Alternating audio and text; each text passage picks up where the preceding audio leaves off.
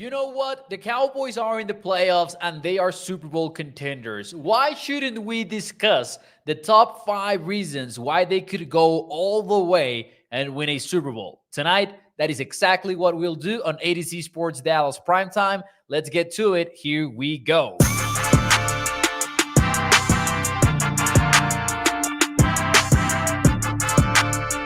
What is up, everyone, and welcome into A to Z Sports Dallas Prime Time. I am your host, Mauricio Rodriguez, streaming with you live every Sunday through Thursday night at 8 p.m. Central here on Dallas On Demand Sports Talk Network.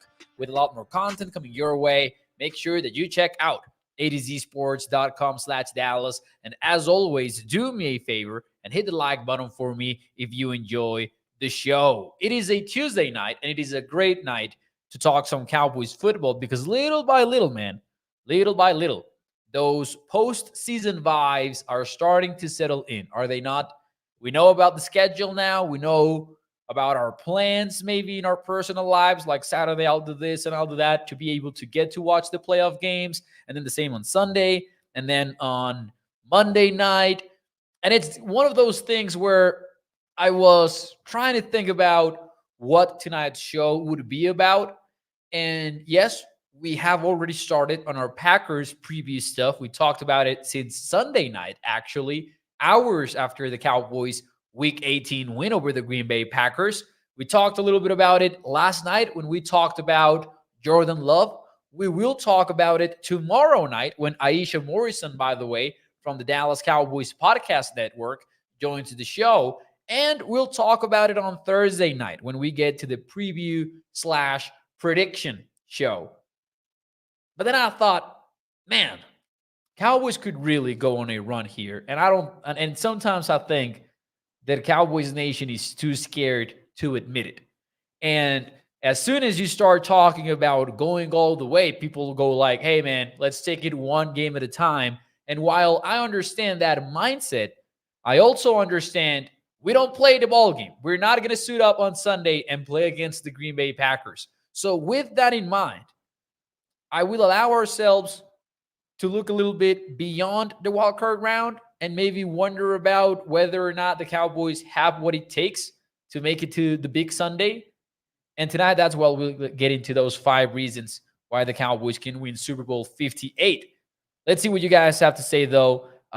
In the chat, though, let me say hi very quickly here. We've got Katharina, we've got Gregory and Joe and Toxic, who for some reason is accusing me of having been drinking. Is that because of the Super Bowl aspirations or the Super Bowl dreams, Toxic? He asks, is Jason Garrett the best coach you have seen in your life, not including Mike? I mean, I'm 24 years old, so I think the answer to that question should be yes. I think so. I think if you're 24 years old, you're kind of obligated to say yes to that question, Toxic. Shout out to everyone who is joining the show. Well, let's not waste any more time, man, and let's get right into it. Reason number 1 why I believe the Cowboys could go all the way for the big one and the Super Bowl Sunday. Here we go. Reason number 1 is very clear, in my opinion. And it's got to be Dak Prescott and CeeDee Lamb connection. You know, I could have kept it simple and say Dak Prescott, period. Because if you look at the NFC field of contenders, you would have a tough time convincing me that Dak Prescott is not the best quarterback in that group. Maybe you could make the argument for Matthew Stafford.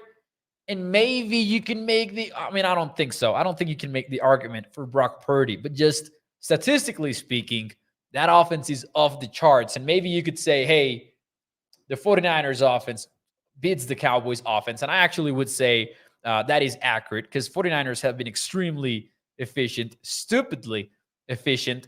So I wouldn't take the Cowboys offense over the Niners offense, just like overall, right?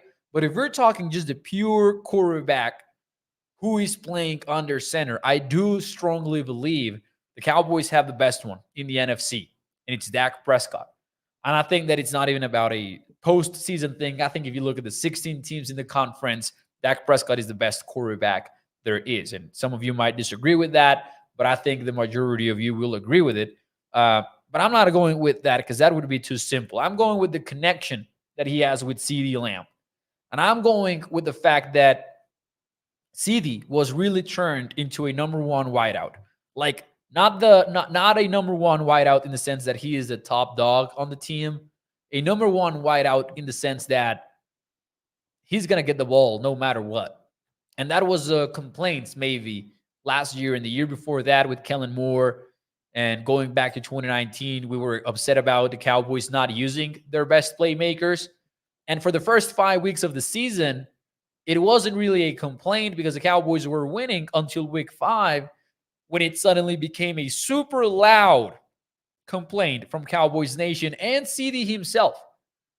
But after all that, man, was the number one wide receiver in touchdowns, was the number one guy in scrimmage yards. So he didn't beat Tyreek Hill for receiving yards, but he did beat everyone, including Tyreek, for scrimmage yards. And the Cowboys got the ball in CD's hands in a lot of ways, right? Not only was it end arounds or jet sweeps, they actually put him in the backfield and handed him the ball. And that's something that I wonder if we're going to see more of come the playoffs.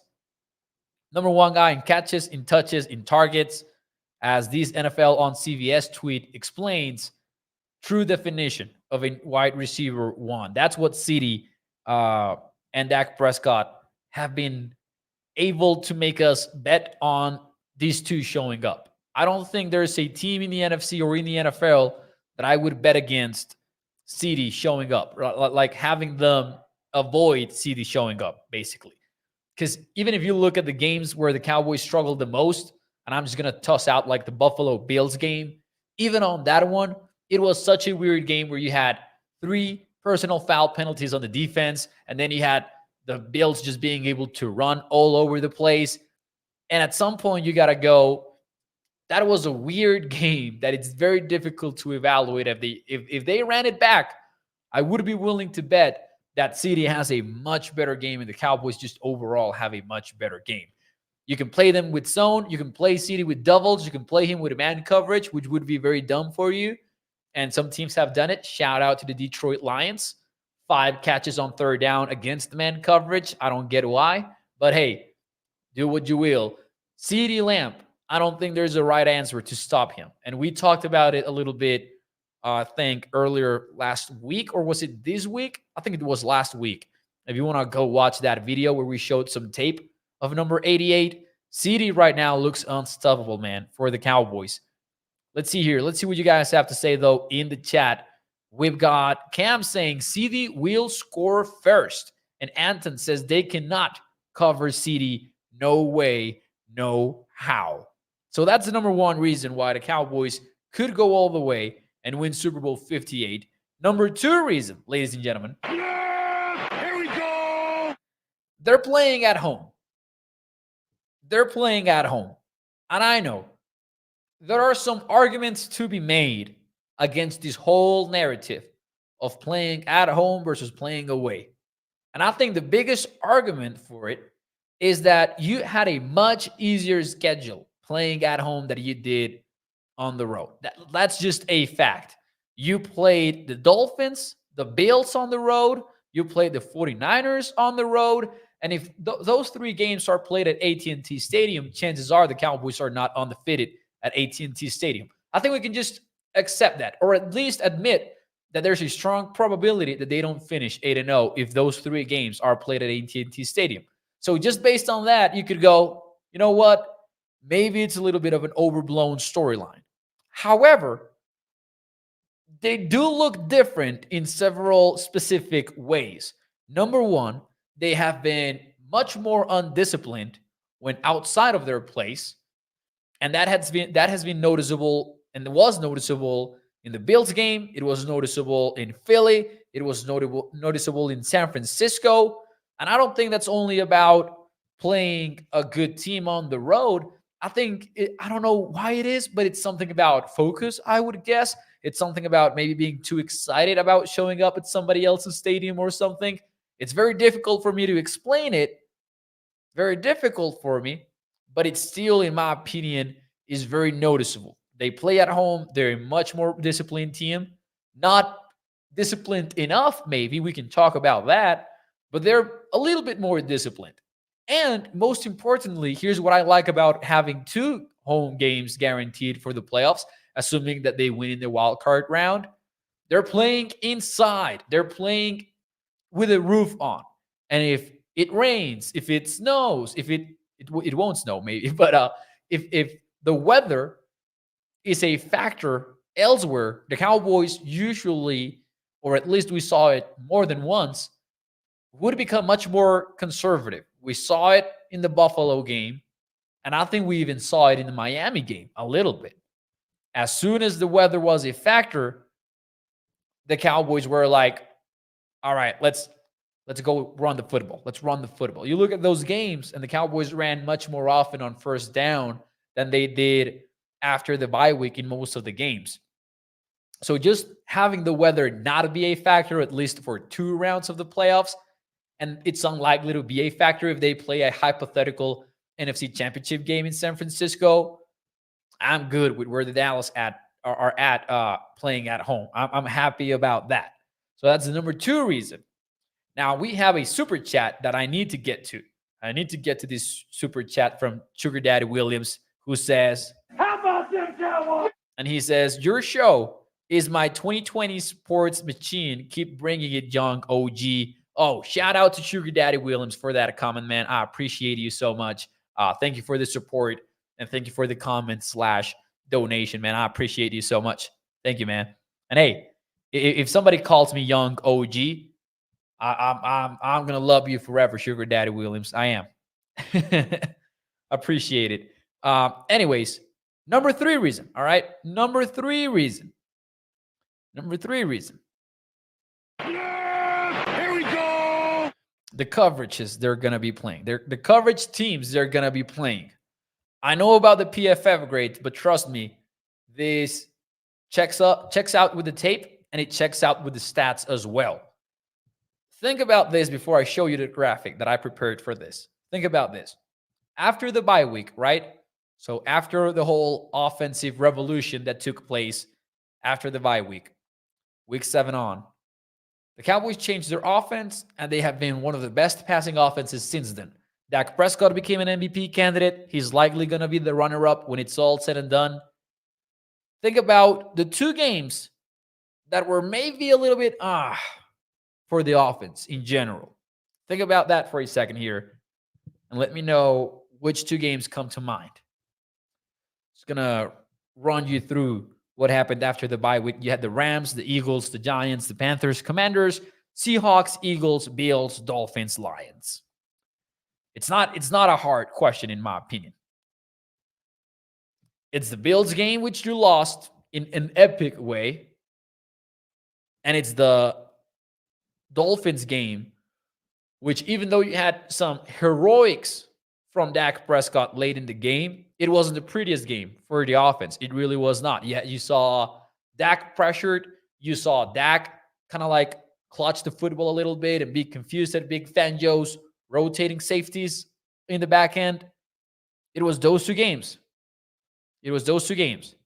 Well, those 2, when the Cowboys played when they played them, these 2 teams were top 6 in coverage grade per PFF. And when you looked at drop back EPA, when you looked at the tape, when you look at the defensive coordinators, right? Sean McDermott and Big Fangio, 2 of the most aggressive safety rotation guys that you can find in the NFL, it kind of checks out, right? The Bills have got Jordan Poyer.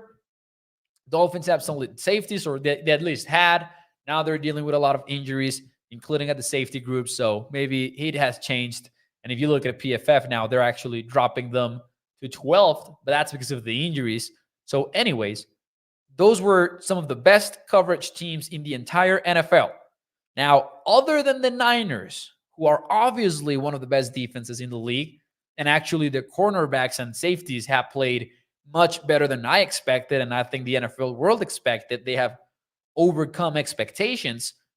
But all but San Francisco in the NFC playoffs have coverage units that are outside of the top 15. So I'm going to go through these very quickly. The Packers rank 19th The Tampa Bay Bucks ranked 22nd. The Philadelphia Eagles are 24th. Detroit is 29th. And the Rams are 31st. So the Cowboys passing offense, and I'm going to tie it back to point number 1 in tonight's show.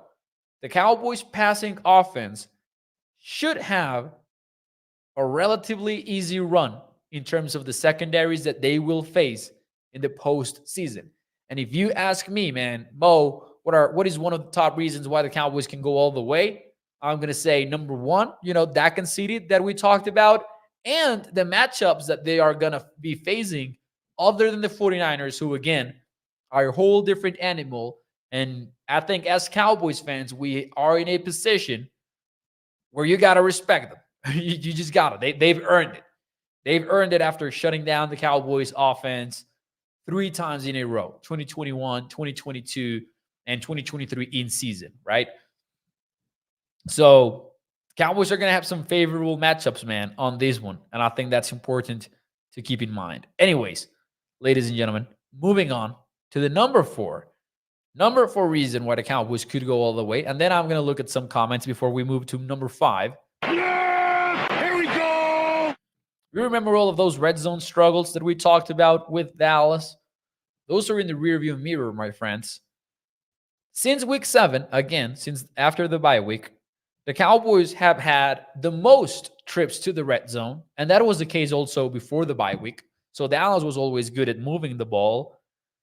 But not only are they the team to have the most red zone trips since week 7, they are 7th in the NFL in red zone efficiency, otherwise known as just scoring a touchdown when you get into the red zone.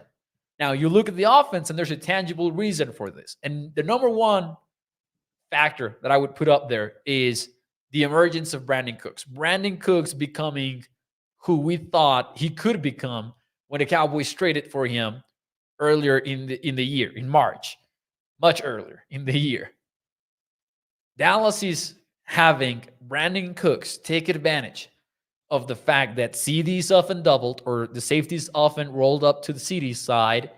And I think back to that Lions game is it the Lions game? Where Dallas shows 3-by-1, right? Yeah, it's the Lions game. They show 3-by-1 near the goal line, CDs to the backside, and the safeties working towards him instead of working to the 3 receiver side, where basically you can find Brandon Cooks one-on-one running a corner route in the end zone. And man, that's been an undefeated route for Dallas at this point with Brandon Cooks and Dak Prescott. And it's not only a corner route, you can also get just like the horizontal route from one side of the formation to the other, or the double move route where Brandon Cooks sells it inside and then breaks to the corner. Dak and Brandon have been on fire on those. And a lot of times, man, it's just one-on-one coverage, because otherwise Dak is finding CD. And then defenses are also worried about Jake Ferguson working over the middle of the end zone. It's just an offense that has figured it out, and I'm excited about that. Just a quick stat for you. Cooks has 8 touchdowns in the last 8 games. He's been so consistent as of late for Dallas. And that's without the deep balls hitting.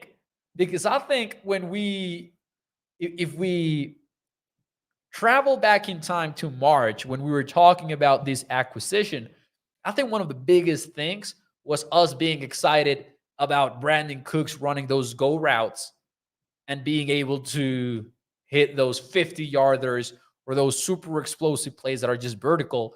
Dak and Brandon have not even hit many of those, which in a way excites me even more about Brandon, because they're hitting in other plays, like more intermediate plays. Now, do I want Dak and Brandon to hit in those deep balls? Do I think there's been some missed opportunities, like in the Bills game, like in the Commanders game, like in the Patriots game, in the first Commanders game? Yeah, there's been a lot of those that they have missed. If they figure that out in the postseason, though, oh boy.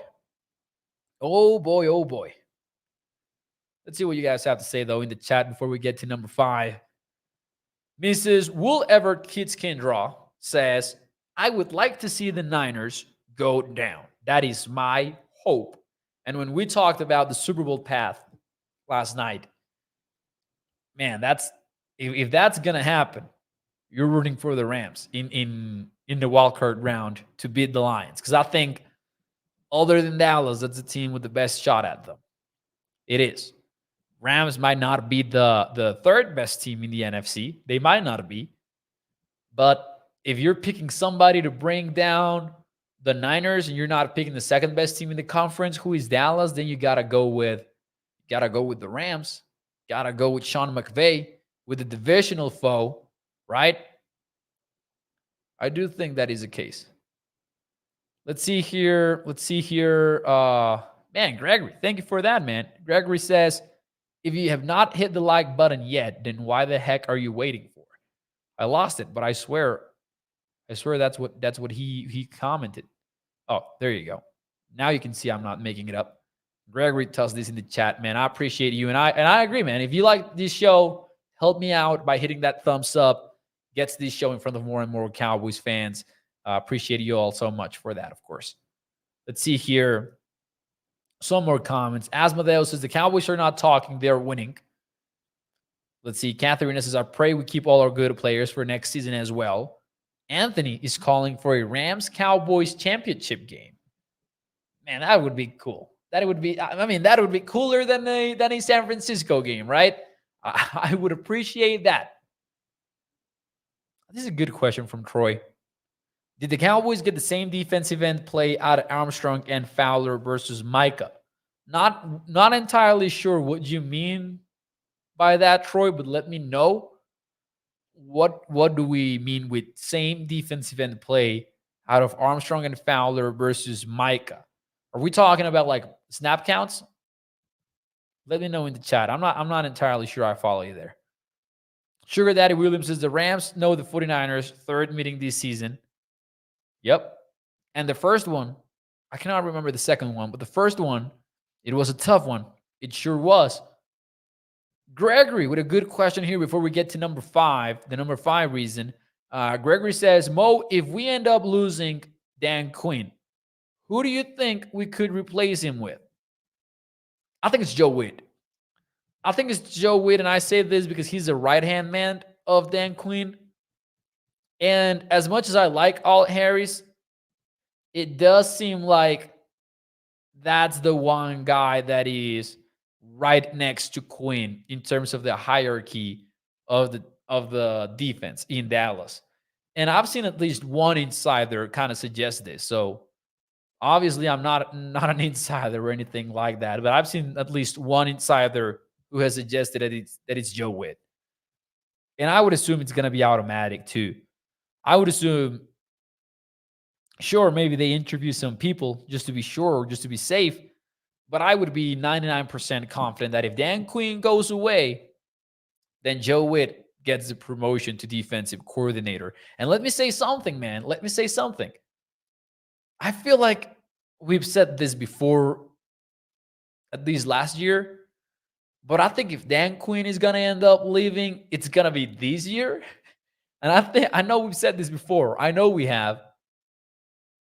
But I'm not sure that he gets a job, man, in 2024.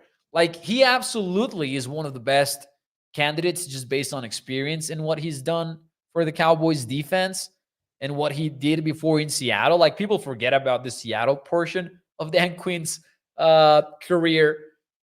But, man, he's been so accomplished. I don't see why you wouldn't exactly like Dan Quinn as your head coach. Like, I can understand the whole thing about the Super Bowl where he'll let it go when it was 28-3, but I can also understand that he made it. He made it to the Super Bowl. And sure, a lot of people want to give all of the merit to Kyle Shanahan, but at the end of the day, man, Dan Quinn was the head coach. So I kind of understand why he's a top candidate, but there's so many candidates, man. There's so many of them. There's Ben Johnson, and there's Aaron Glenn in Detroit. There's Todd Monken, and there's Mike McDonald in Baltimore. There's Raheem Morris with the Rams. There's Brian Flores with the Vikings. There's Bobby Slowick from the Texans. Frank Smith from the Dolphins. Brian Callahan from the Bank. Like, the list goes on and on and on. And then you add Bill Belichick potentially. You add Jim Harbaugh potentially. And you add Mike Vrabel, who was fired today by the Tennessee Titans. It is a loaded coaching free agency and a lot of good coaches, a lot of them are probably going to be left empty handed. And Dan Quinn could be one of them if we look at it objectively. Something, Joy. I understand now. Commanders are an intriguing situation. He says toxic, especially for a person like Dan Quinn. So, quick parenthesis before we get to number 5. I know I've extended this parenthesis a whole lot. I apologize for it. And then I'll say this and then I'll move on. There are 6 head coach openings right now in the NFL. And it's the Falcons, who fired Arthur Smith. It's the Titans, who fired Mike Vrabel. Frank Reich, who was fired by the Panthers. Josh McDaniels with the Raiders. Brandon Staley with the Chargers. And Ron Rivera with the Commanders. Am I missing somebody? 1, 2, 3, 4, 5, 6. No, I'm not missing anybody. There you go. And then you might still get Bill Belichick fired. And you might still get Mike Tomlin fired from Pittsburgh. I don't know if that's going to happen, but just going to toss it out there as a wild card. I'm not actually, you know what? Let's not include Patriots and Steelers for now. But out of those 6 openings right now, which are available now, I think the most attractive one, even with the ownership thing, it's the Chargers just because of Justin Herbert. I think Herbert beats the ownership thing with the Chargers. I would put them at number 1. At number 2, honestly, I would put the Falcons. That is a talented team. Look at the roster, man.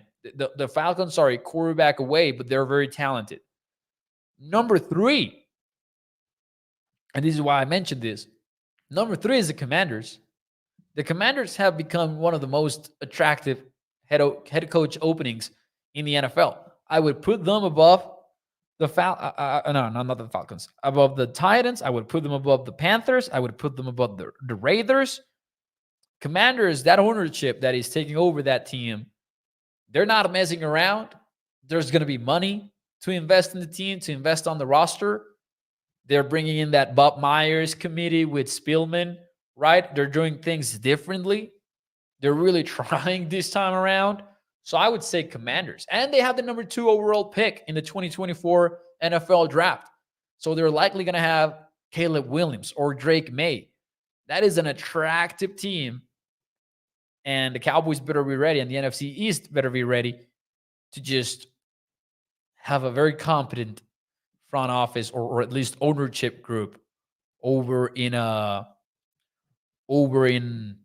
Washington. So anyways, let's move on to number 5 because I've extended this too much. Now we're going to get to number 5. The number 5 reason why the Cowboys can win Super Bowl 58. Yeah! Here we go! Micah Parsons is still him. And I'm cheating a little bit with this one. But Micah Parsons is my way of saying that let's not sleep on this defense either. Cowboys defense, the Cowboys defense has gone through a very weird arc where it was the super fearsome defense in week 1. And now some people are trying to act like they absolutely suck. And in a way, in some ways, I understand it. If you look at success rate, from week 13 when they played the Seahawks on to now, they were the 29th defense in success rate. That's bad. That's not something that you want to be boasting. In EPA, they were once again around average. If you look at the entire year, though, and you look at EPA per play, they're still top 5. And I've said this before, and I'll say it again. The Cowboys are going to allow you to gain yards. They're going to allow you to run on them. And they're going to allow you to pick on them a little bit. Like you can pick on Aaron Bland a little bit until he picks you off, which is a problem. But it's about that balance. And I've talked about this before, and I'll say it again. Sure, gain yards on them, but they're going to get TFLs. They're going to get sacks. They're going to get turnovers. They're going to stuff the run on 3rd down, on high leverage situations, on goal line situations.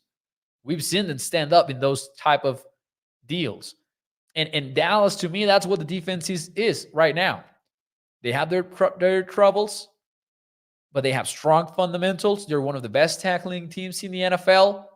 And to all of this, you add the unrelenting pass rush that is led by Micah, where you got to double team him every single play, basically, or triple team him like the Commanders did in that play where Sam Howell tossed a pick to Donovan Wilson.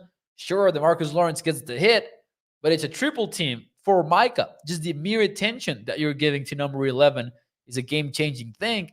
And then on third down, number 6 in EPA per play allowed, and number 5 in third down conversions allowed over expectation. They're 14th, I believe, if you look at regular third down conversion rate, but I would much rather go with these advanced analytics that are much more predictive. Dallas is legit still on defense, even if they can move the ball on them.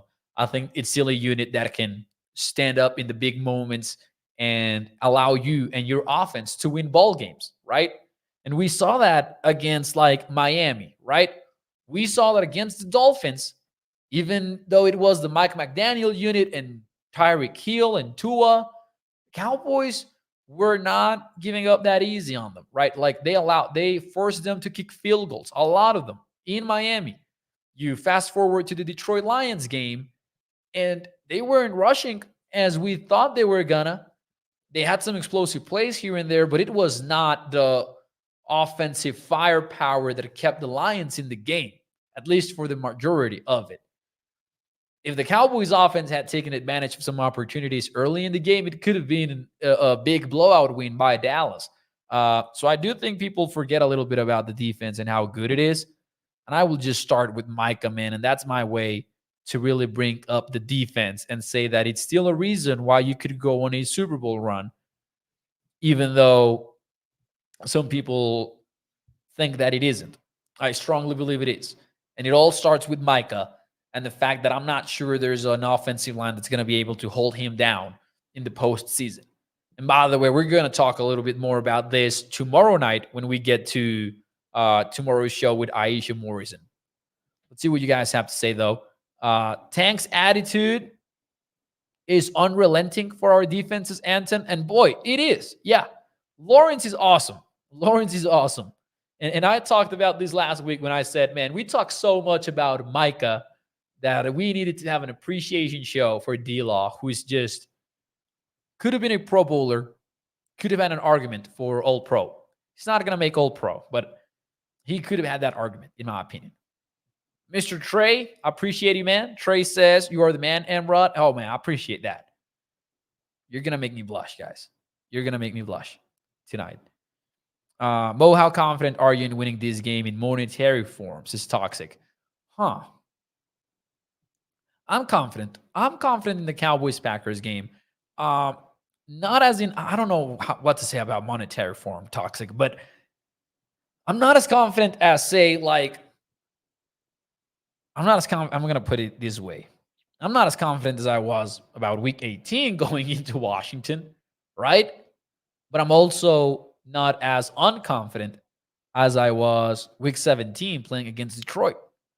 Like, put your 401k on it, says toxic. Oh, no. Just because, man, I will never say that into a microphone. I don't care if the Cowboys are playing a Friday Night Lights high school game.